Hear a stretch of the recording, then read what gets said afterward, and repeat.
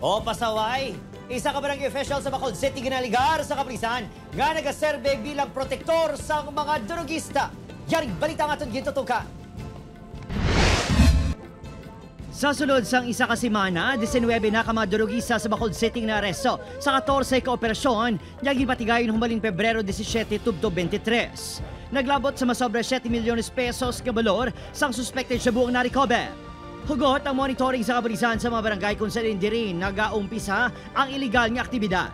Sa mas gibasang kanyang intelligence operations, nagagwa nga may pasyal sa barangay nga nagaserve bilang drug protector. Bagay nga ginapadalman sa Bacolod City Police.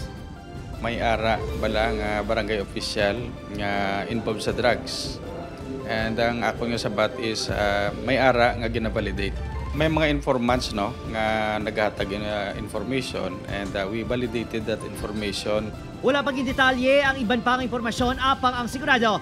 Wala ini nagasuporta sa inisyatibo sang Barangay Anti-Drug Abuse Council. Ang badak amo na siyang naghatag lista.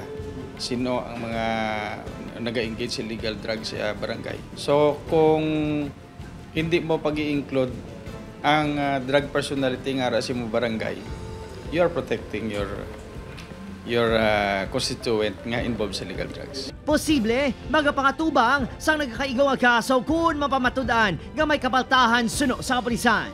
Samtang, ginkumpirma sang tagpamuna sa Bacolod City Anti-Drugs Abuse Council nga may isa ka punong barangay nga nagpaidalom sa drug rehabilitation program sang LGU sang 2024. May ara kita nga barangay official nga nag-undergo sang reformation program. Kag nag-volunteer naman siya nga magpa-undergo para ma-prove niya ang iyang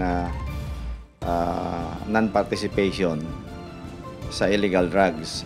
Opo, Kiril Casillo, Adrian Priatos, Western Visayas.